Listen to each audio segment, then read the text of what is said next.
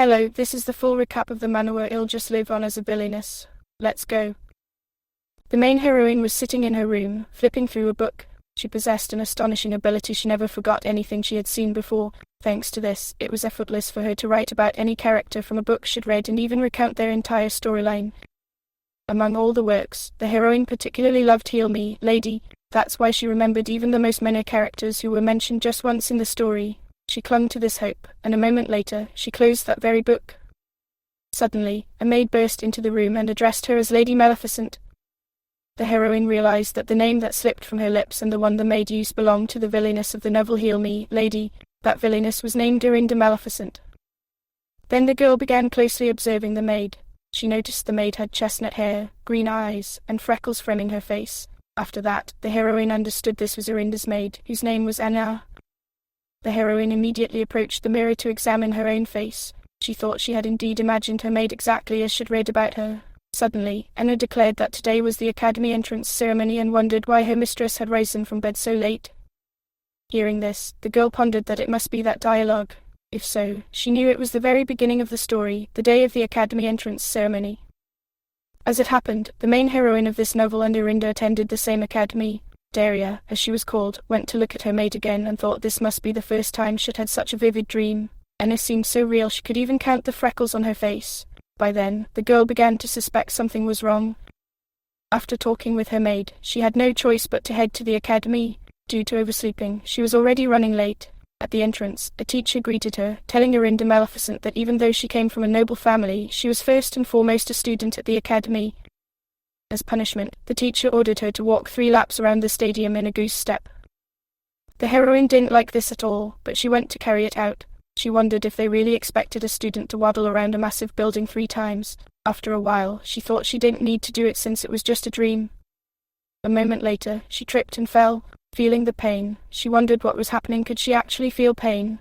Horrified, she told herself she might really be capable of feeling it. After a week of torment, the girl fully realized her situation. Her legs ached terribly, and she thought she might go mad from it. This meant it wasn't a dream. She also attended the academy, thinking that if this was real, she didn't want to live so pointlessly. All her thoughts at that moment revolved around how she could return to her own world. After all, if it was a dream, she wouldn't care about those around her, but if it was reality, things were far more complicated. And if so, she was Dorinda Maleficent, the villainess of the novel. She remembered that the villainess was executed in the prime of her youth by the novel's main hero. She then reasoned that since she had no idea how to escape, she faced a tough choice. The first option was to play her role, clinging to a faint hope of returning to reality. That way, she could live a short but sacred life and be executed. Or she could throw the original plot aside, win over all the male characters, and live happily ever after. Suddenly, the same teacher addressed Dorinda Maleficent again, asking if she was daydreaming during class. She ordered her to leave and not return until she completed a lap in a goose step.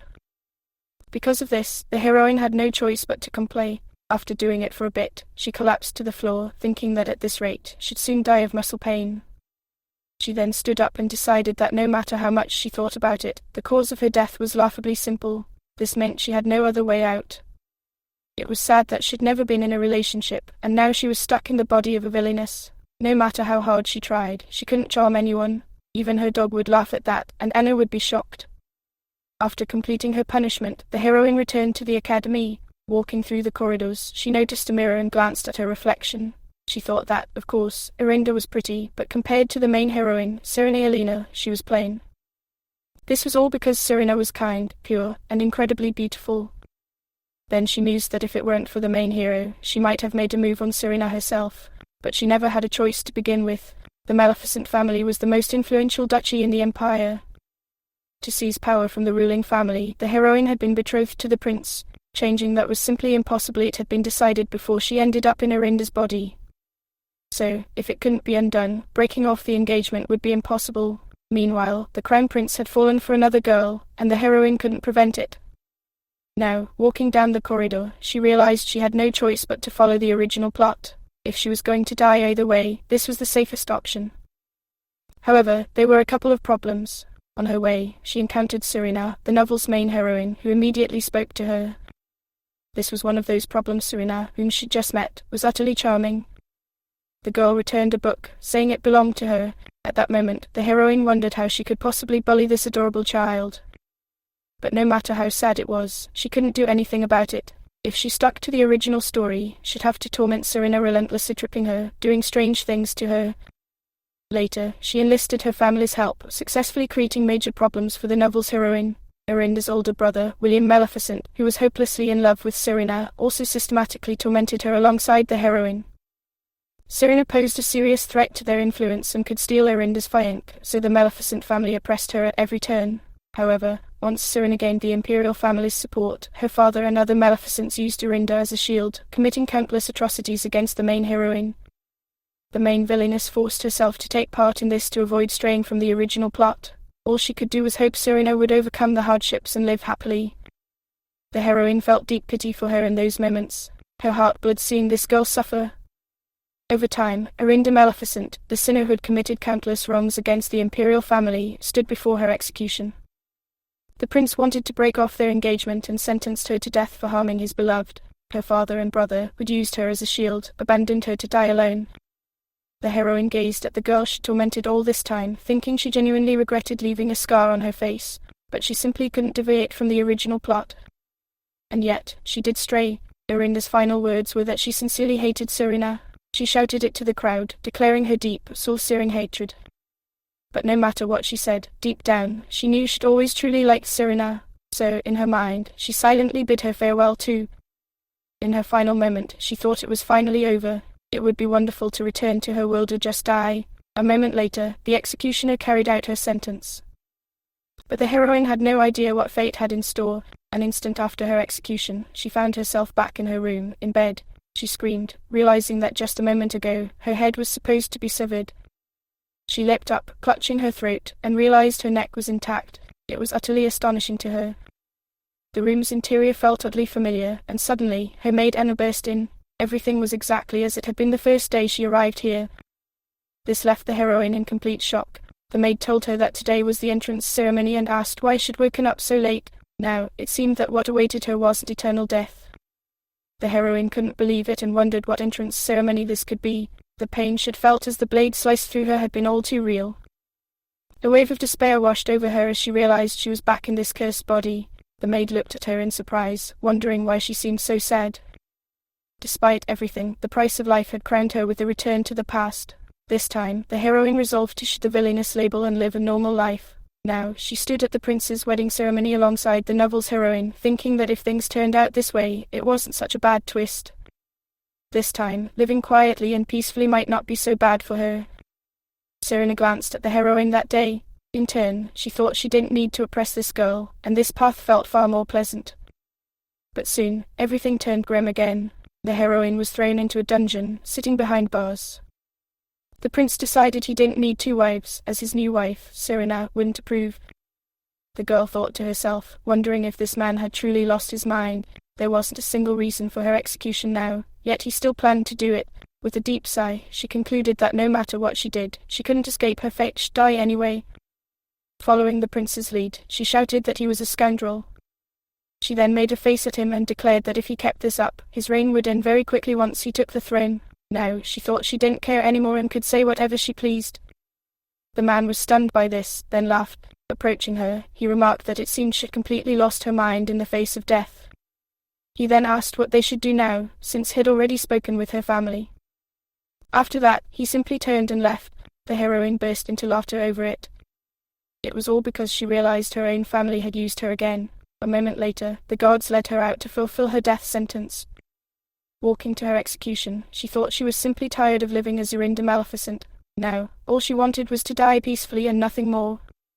Right after that, the execution took place again. A moment later, she opened her eyes and heard her maid addressing her.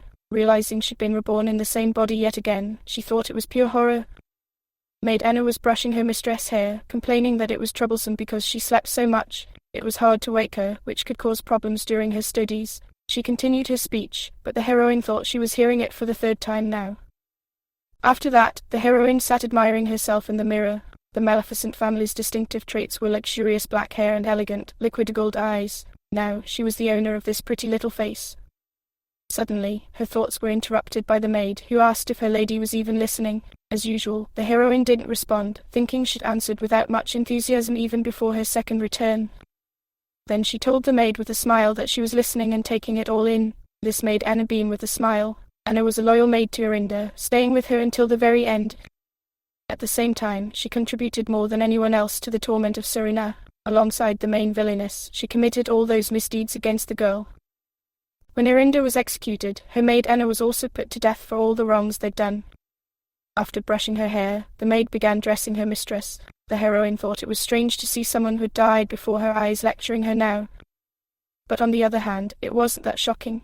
Considering she'd died twice and returned to the past twice, none of it made sense anymore. She looked up at the sky and asked God if he wanted her to keep reincarnating here instead of returning to reality. She then wondered why she was in this body in the first place and kept coming back to it. She'd lived both according to the plot and against it, yet she died every time. She was curious what he wanted from her, thinking that if God existed, she'd love to confront him with these thoughts. Anna addressed her mistress, saying that while her lady was already flawless, she'd like to offer one piece of advice if she'd allow it. The girl immediately thought this line felt like a tutorial at the start of a game, something she'd ignored before her second return.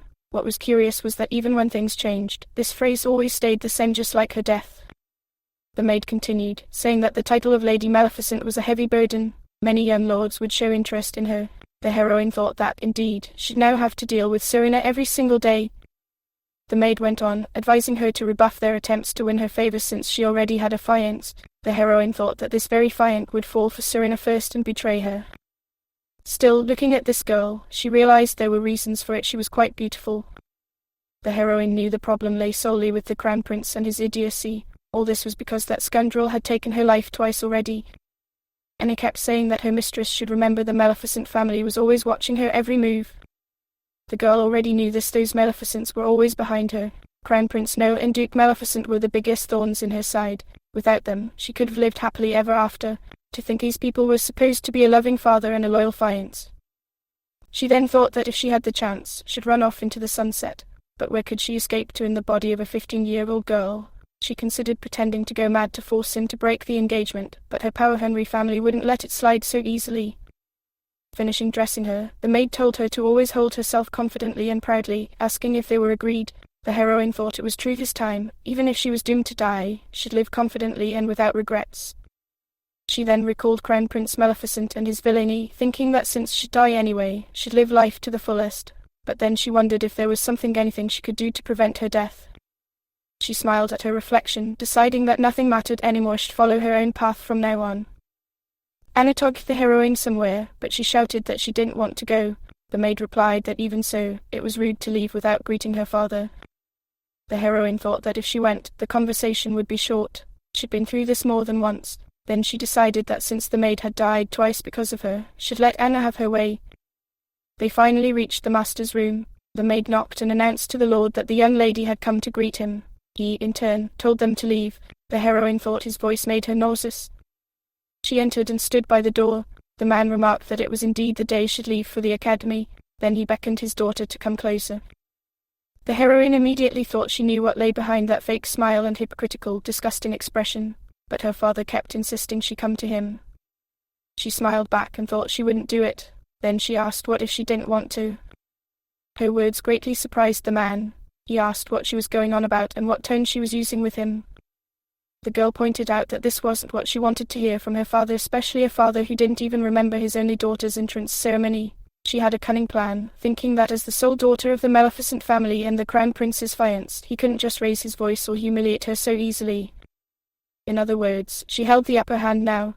The man told Dorinda she knew he had his own affairs to deal with. Why should he bother with his daughters too? The heroine replied that it was perfect, then he shouldn't worry about it from now on. She smiled and told him to take care of her monthly allowance instead. She thought that if he ate his fill and enjoyed himself, he might fear it wouldn't be enough. Her words shocked him again, but he didn't reply. She figured if he wasn't responding, she could leave peacefully. A moment later, she left him in his study. She was delighted, thinking he should ponder it and send her some money the next time. She'd double the amount. Right after that, the heroine set off for the academy. She travelled as usual, in a carriage with her belongings. Upon arriving, she mused that she was greeting this academy for the third time. It felt like taking entrance exams 3 times and returning after the results were announced. She recalled how, in real life, her mum had asked if she was really going to be late for her entrance exams. She finally reached her designated spot at the academy. She decided it was better this way, at least she wouldn't die from it. Saying goodbye, the maid told her to write letters. The heroine waved back, thinking that even the third time around, she was so grateful to her. Then she began climbing the stairs. She wondered if she'd arrived too early since no one was around and thought about what to do in the meantime. Feeling glum, she wandered around the academy grounds, peeking here and there, unsure what to do next. Suddenly, she noticed a fountain in the center. She approached it, sat down, and sank into her memories. She remembered pushing Serena into this very fountain. Even so, when the girl was soaked, she still looked beautiful. The heroine envied her, thinking it must be great to be so stunning. In truth, the prince's beauty was nothing compared to Serena's, not to mention his character. Besides, Serena was surrounded by worthy guys, though not necessarily just guys. The heroine thought she could have been one of them. As she sat lost in thought, the novel's main heroine approached her. Suddenly, the approaching girl placed a hand on the heroine's shoulder. Startled, the heroine jumped, and the girl apologized, saying she didn't mean to scare her and asking if she'd really frightened her that much. The heroine, surprised to see her, said of course she hadn't scared her. She then wondered if Serena always arrived at the academy at this time. She could have sworn the novel said she was the last to arrive at the banquet hall. Indeed, the book stated Serena was the final person to show up there. The girl sat, feeling down, thinking she was stuttering because Serena was so close, but Arinda wasn't like that. She decided she'd live recklessly now, so the book's Arinda was no more. Taking herself in hand, she smiled sweetly at the girl and asked if something was wrong. In her head, she wondered if she could really smile like that. Her companion smiled back sweetly too, saying she was a bit lost and asking if she could point her to the banquet hall. The heroine thought that smile struck her right in the heart. It felt like talking to a favorite celebrity standing before her. She stood and said she knew the way, thinking she couldn't have imagined the plot shifting so early that she'd even get to speak with her. Suddenly, her companion looked at her and pointed out that her ribbon was red too. The heroine agreed, sort of wondering what nonsense she was spouting. A moment later, she started daydreaming. She told her companion they must be the same age and should drop the formalities, maybe even become best friends. But then she snapped back to reality and smacked her head, thinking she shouldn't have said that. Serena continued, saying that since they were the same age, she thought they could speak informally. The heroine asked what she just said. Serena replied that they should drop formalities since it seemed fated for them to meet. The heroine, shocked at first, agreed they should. Her companion introduced herself as Serena Elena and asked her name. The heroine said she was Arinda Maleficent. Serena hesitated, asking if she was the Crown Prince's fiancé. The heroine sensed her discomfort. She told Serena not to mind her stature at the academy, it was just the two of them. Serena remarked that she was quite kind. The heroine added she wasn't as kind as she thought, recalling how she'd once insisted on sending her home. They kept walking together. Serena noted that the heroine had a good sense of people and assured her she was a good person. The heroine thought that out of all the guys, Serena had picked the Crown Prince, proof she had no sense of people at all. Serena asked about her specialization, and she said magic. Smiling, Serena said she studied magic too, meaning they'd be in the same class, which thrilled her. The heroine thought she'd always tormented or avoided her, but now they were in the same class, and it was kind of cute. The novel's heroine asked her friend if she was glad about it. The heroine replied she was thrilled too. Finally, they reached the spot. Arinda said this was the banquet hall, but Serena asked if they had time to look around since they weren't late. Overjoyed, the heroine said she'd love to. She added they should drop their things in the hall and go, and Serena agreed. Now, it felt strange and not so simple for the heroine to spend time with his sister. The first time, she was an executed villainess. The second time, even without Serena's involvement, her fate wasn't enviable. This time, not even an hour after meeting, they were already like best friends. Trying to open the entrance door, the heroine paused. Her friends said they were probably the first ones there. When she opened the door, she was horrified. Standing before her was a familiar guy. He immediately addressed her as Arinda Maleficent. He added that she was the first person he'd met here, which amazed him. That person was none other than Crown Prince No Hansli van Emand. Serena, standing behind her, asked who was there. She thought she'd heard a male voice. The heroine turned and said it was nothing, just a dog barking somewhere. The guy was shocked to hear this, while they kept talking about the dog. The next moment, she slammed the door shut, grabbed her friend, and said they had to go. She ran, smiling at the situation, thinking how good she felt. Recalling what she'd just said to the Crown Prince, she thought his expression was worth seeing. Now, no matter what happened, her death was predetermined, but until then, she wouldn't die. She decided not to cross any lines and to live for her own enjoyment. The girls went to stroll around the academy grounds. Serena sat admiring the flowers in the beds, saying they were quite beautiful. The heroine sat beside her, wondering if there was a way to shield Serena from that scoundrel. She doubted she could influence events while remaining a villainess. After all, her friend was supposed to fall for the crown prince, and her head would be chopped off either way. She sighed sadly, thinking she'd return, die again, and be reborn again. If reincarnation existed, why not try something different this time? As she pondered this, she gazed at the sky. Serena noticed her thoughtful look and asked if something was bothering her. The heroine said nothing was troubling her, but her friend pressed on, noting she'd been in high spirits earlier but now seemed down. She asked if she was sure she was okay, hesitated, and then said she knew about her ability and could do something. Serena's magical gift was reading people's emotions. Thanks to this, she'd seen through Nove's cold exterior to his true feelings, and that's how they grew close. In the novel, she didn't reveal this gift to everyone. The heroine knew this and told her she didn't have to say it if she didn't want to. But Serena smiled and said they'd already bonded well, and as she'd said before, her friend was a wonderful person. She then offered her a flower, asking her to take it, saying its petals reminded her of her friend's beautiful eyes. She added they were simply stunning. Such kind words made the heroine blush. She wondered if Serena remembered everything and if she should confess. She thought this might be her revenge killing her by breaking her heart. Her friend turned to look elsewhere. The academy streets were already noisy, filled with students heading to classes. Her friend asked if it was time to go. The heroine agreed it was. She thought that now it all began, Serena would meet all the main characters at the ceremony, including the crown prince. She remembered that in the novel, they met there, locked eyes, and perhaps fell in love at first sight. The heroine swore that in the novel, he'd fallen for her instantly. Now she thought he was just a master of pretense. Serena noted there were a lot of people. She told her friend that if they'd left their things earlier, they might not have found them now. Smiling, the heroine agreed it might have been so, and they headed inside together.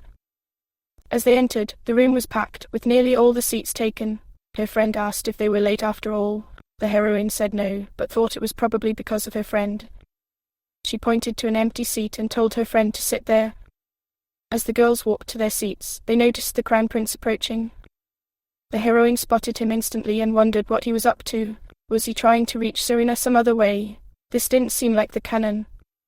But he wasn't heading for her friend, he was coming straight for her. He grabbed her hand and shouted her name, Irinda Maleficent. With a smug smile, he asked if she thought he'd let her little stunt slide so easily. Shocked by this turn of events, the heroine wondered what the heck was going on. Had he completely lost it? Her friend stood nearby, asking Irinda what was happening. The heroine mostly thought this brat was strong and wished he'd let go. The guy then looked at the girl addressing her. Serena looked back at him, noting his red eyes. She figured Irinda could handle him and mentally supported her. The heroine noticed this, wondering what Serena might think and praying she wouldn't assume anything bad.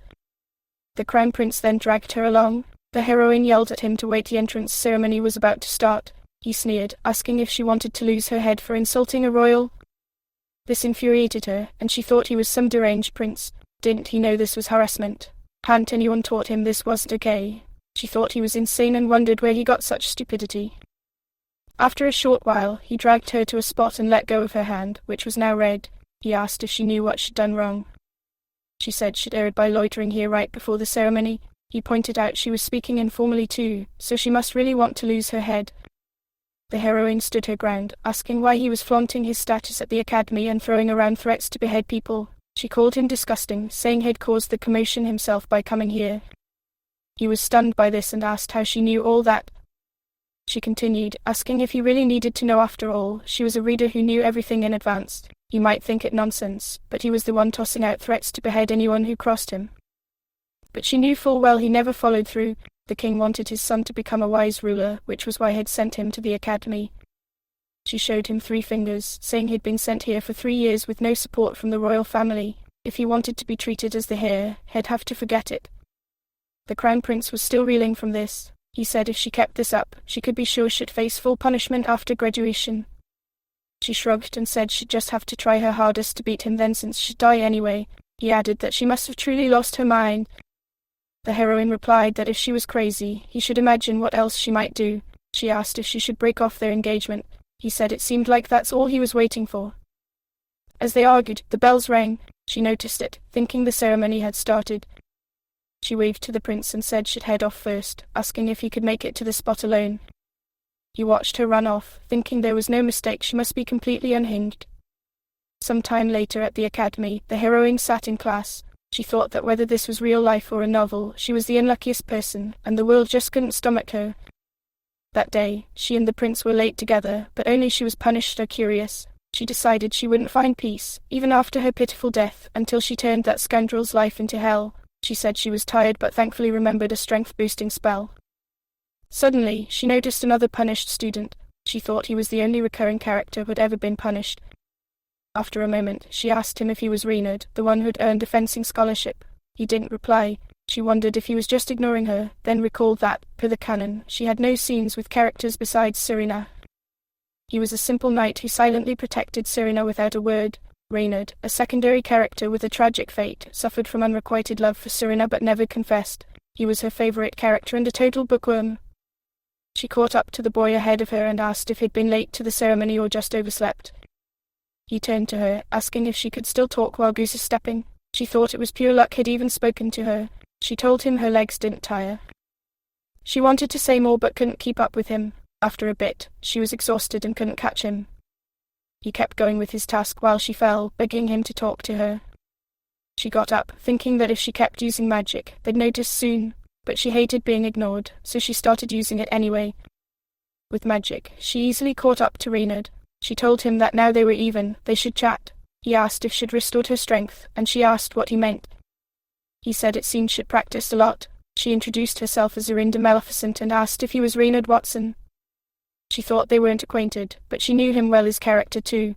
He said she'd been late to the ceremony yesterday then. He asked if she'd earned a fencing scholarship. Shocked, she said she didn't know how to use a sword. He added that if she wasn't trained, how did she manage it? Smiling, she said it was just magic, then thought something was off. Reynard valued honesty. He loved honest people and disliked those who didn't try hard. Knowing he hated cheaters, she figured if she admitted her trick, he'd say she deserved punishment. She decided that wasn't an option and said she just walked an hour every day. He asked if that was all. Blushing, she said 2 hours. He glared and asked if she was serious. Panicking, she knew he hated liars, and she'd lied big. But he said she should try fencing, such talent shouldn't go to waste. She wondered why everything was going wrong, curious if there was any path without her in it. He added he was in Class B, and she said she was in Class A. She knew she and Serena studied magic in Class A, while Reynard trained in fencing in Class B. Crown Prince No, a strategist, was in Class C. She mused that, come to think of it, there was another main hero contender in her class. He told her he'd heard students could switch specialties mid-semester and suggested she consider it. She said she shouldn't, she'd never held a sword. He offered to help, saying it'd be a shame for her talent to go to waste as she could be a great swordmaster. She knew she didn't think so, wondering why he'd say that. She pretended to feel ill and told him so. He didn't buy it, saying he could tell she was lying. She thought he was annoyingly perceptive. Later, she and Serena finally met up. Serena said she'd been worried sick and brought her a damp towel. The heroine thanked her, noting Reynard was there too. Wiping herself with the towel, she wondered why he was there, probably because of Serena. He approached, took the cloth from her hands, and asked if her name was Zorinda Maleficent. Wiping himself, he said he thought she hated fencing and had lied to him. Serena asked if she really disliked swordplay that much. The heroine said she thought so now, regretting not considering he'd noticed. She debated confessing her magic use but didn't know how. He stepped closer and said if she trained with him, he promised she'd enjoy it, no need to worry, they could practice together. She thought she'd forgotten how decent he looked, then smiled sweetly and said she'd love to with him. Serena approached, asking if she'd said she didn't like it. Embarrassed, the heroine said it came up suddenly, and she might actually enjoy it. He said that was good, they'd start practicing here tomorrow. She agreed with a smile but thought he'd fall for Serena anyway. She wondered if keeping him busy would change anything. The friends headed to class. Serena asked if he was the scholarship guy she'd seen him get it at the ceremony. She wondered if she'd agreed too quickly, doubting she'd last long. She added she was worried about her friend. The heroine assured her it was fine, she wanted to get closer to him, and he seemed nice. Serena said that was good, but if she got tired, she should stop immediately. The heroine agreed she would. She wondered why Serena cared so much about Reynard when she'd previously ignored him. As they talked, the bell rang. The heroine said they should head to class. Serena noted how well Zorinda knew the school's rules. She thought she'd studied here twice, how could she not know? But she said her brother had studied here. Serena mentioned seeing a guy with yellow eyes winking and blowing kisses at her. Realizing it was likely her brother, the heroine thought it was embarrassing and apologized. They went to class, excited for basic magic lessons. As they sat, a guy addressed Arinda. It was Wilson from class, saying Crown Prince No was looking for her. She wondered what was up with him, Serena, and everything else. She said if that was the case, she had something to say to him. She stormed into the class had summoned her to. People whispered that it was Arinda Maleficent, the prince's fiancé. She told the prince that even if he was the crown prince, he could come himself if he wanted to talk again. He asked what she was going on about, just been worried about her legs, but they seemed fine. She asked if he'd forgotten he was the reason she'd been punished, though a morning workout might have been nice. Smiling, she said she hoped he'd get punished next time too. Without waiting for a reply, she slammed the door and left. Walking down the corridor, she thought she'd come not to hear his sarcastic spiel. Suddenly, a guy appeared, and she stopped. He asked if she was Arinda, adding that her fiery speech was impressive. She wondered who this was now. He said they were classmates and asked if she remembered him. She said his name was Luke Oscar. He smiled, saying of course she did. With a smug grin, he said everyone knew who he was. She knew he was a top contender for main hero, great mage like him deserved it. She agreed but said she didn't want to be late for class, so he should get out of her way. He said he'd just go with her. She asked if he could shut his trap. Looking at his flustered face, she thought meeting this guy was bad news. She was a real weirdo, always getting into trouble. Luke asked if he could ask her a favor. She asked if she could refuse outright. Persistent, he said it was in her interest too. She thought he'd ask for a date with Serena nonsense. She started to speak for Serena, but he interrupted, saying they should form an alliance. Arinda asked what he was talking about. Smiling, he asked if she thought he'd ask for a date with Serena. Did he look like someone who relied on others for that? He asked again if they'd be allies. He explained she knew that to boost magical potential and train at the academy, CLASP students had to pick a classmate for an ethical alliance and train together until graduation. She rejected him outright, saying they weren't close enough. Her answer was no regardless. She headed to class, but he insisted an alliance would boost her grades. She agreed but still disliked the idea, thinking she wanted to team up with Serena this time. Luke tagged along, saying she should reconsider, such offers didn't come twice. She told him to listen, she was really late, so would he buzz off or not? He stopped, and she moved forward, wondering what was up with him. They'd never even crossed paths before. As she walked, she felt strange magic behind her. Turning, she used her own and realized it was a binding spell. She asked what he was doing. He said she hadn't cast a spell yet. Did she want to undo it? It wasn't something a novice could handle. She thought she'd underestimated him. He approached again, asking if they were allies. Later, she sat mixing something, thinking that by going against the plot, she could explain others' odd behavior. But why was Luke so interested in her character?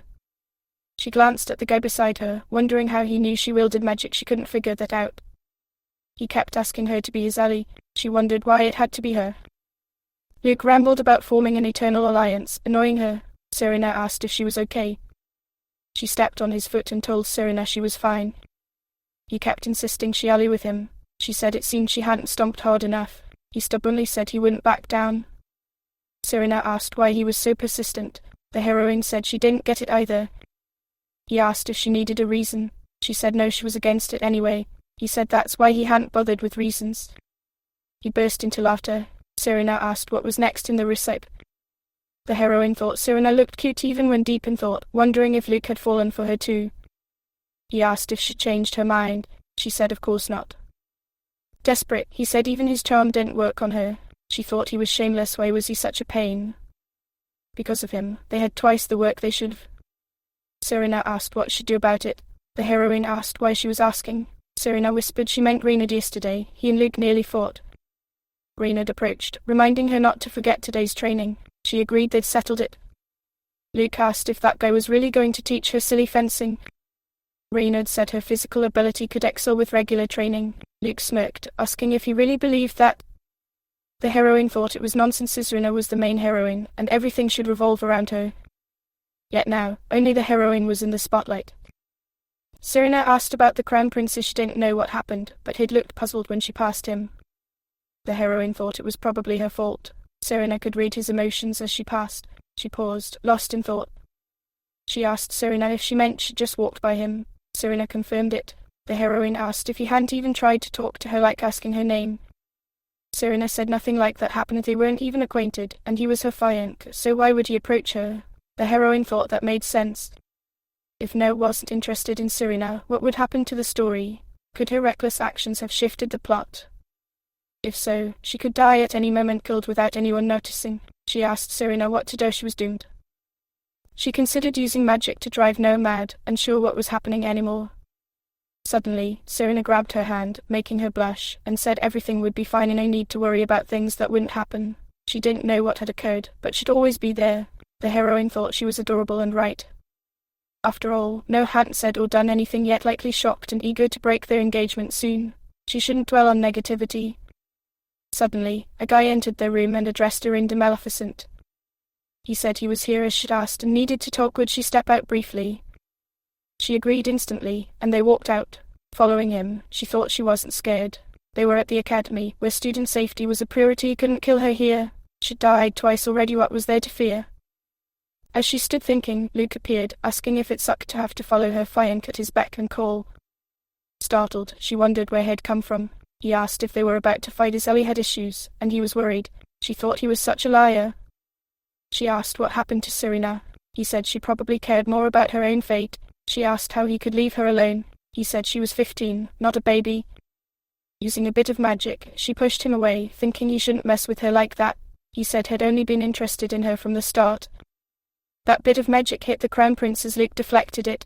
She said it wasn't bad this time. The prince turned to them, stunned. He looked at their smug faces and asked what was going on.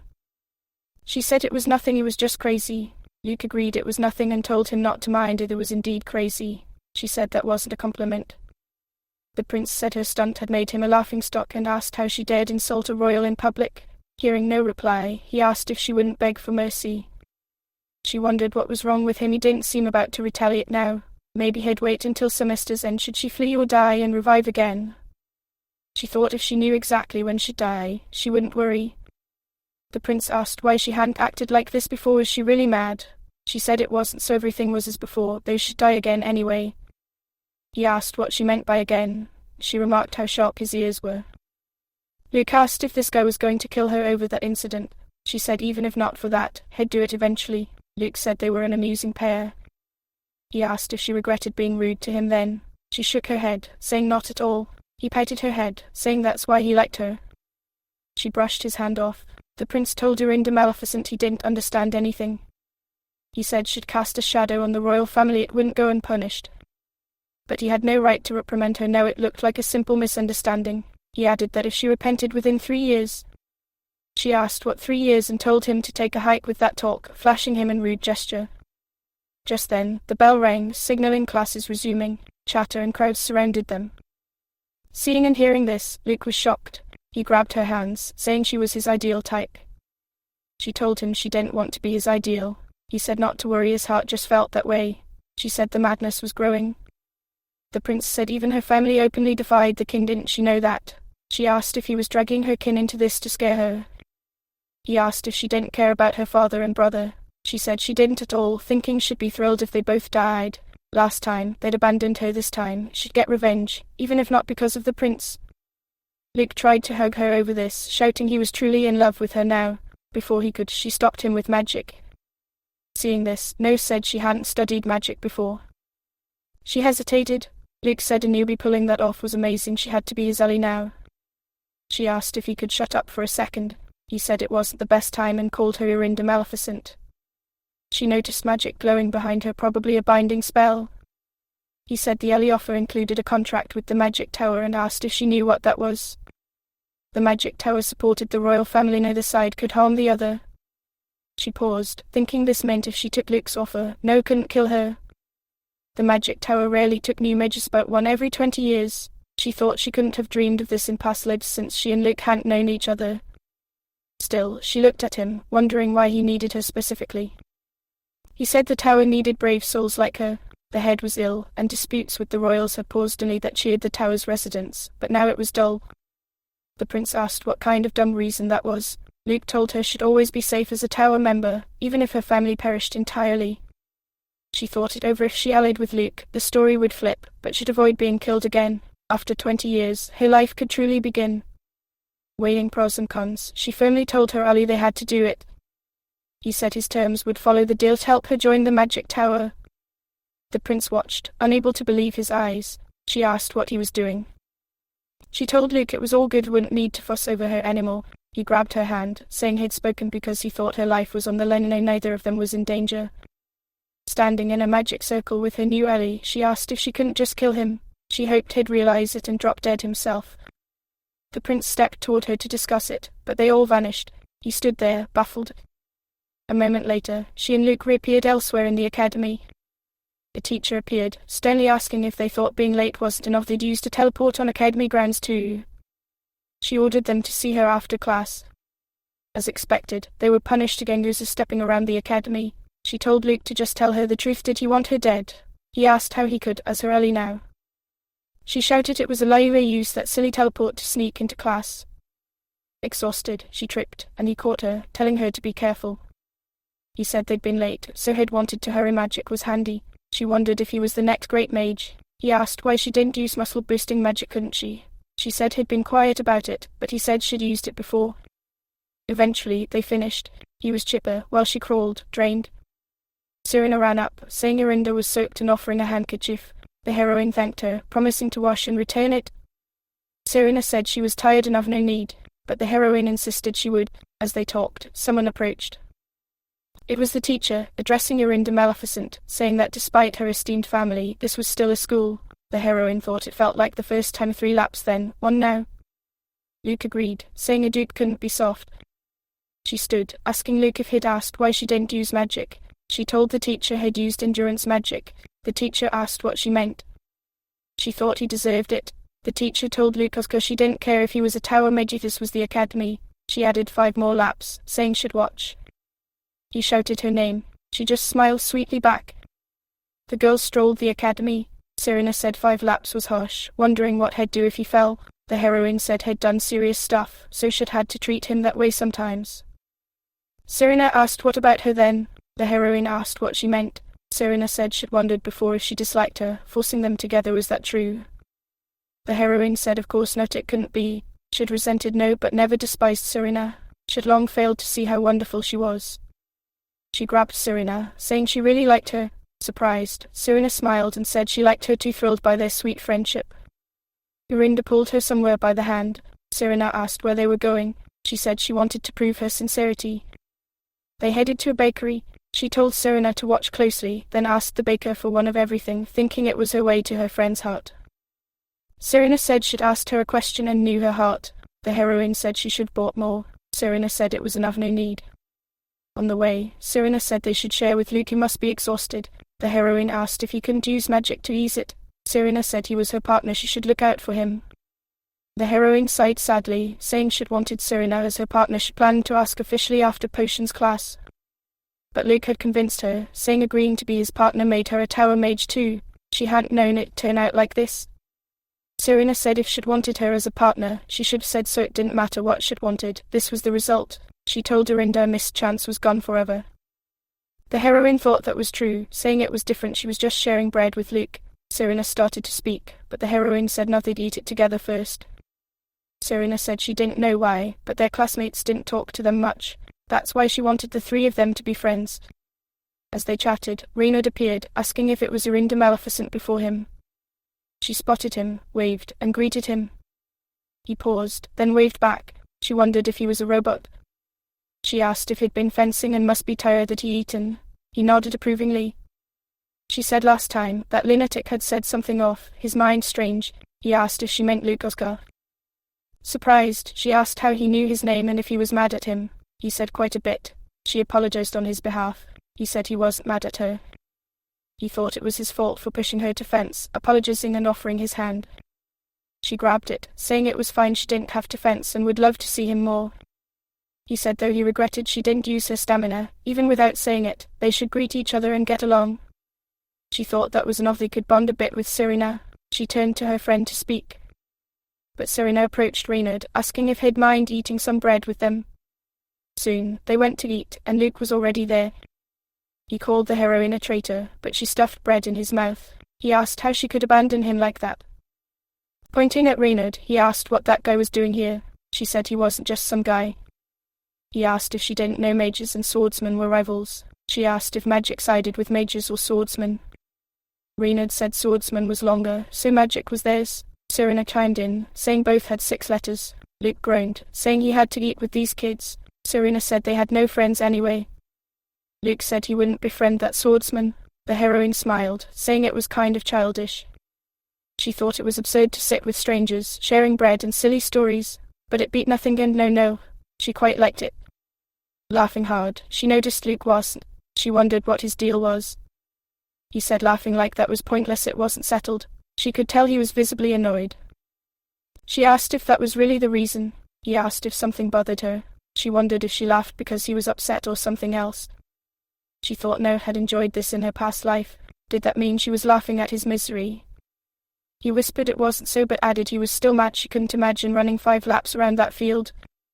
Reynard said it was easy with effort, asking Yorinda if he was right.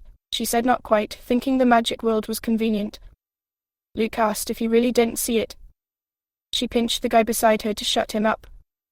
Serena said she'd heard a ball-like event would happen after the first week, a welcome ball for new students. Reynard asked what kind. She said it was for new students. Reynard asked if there was a point.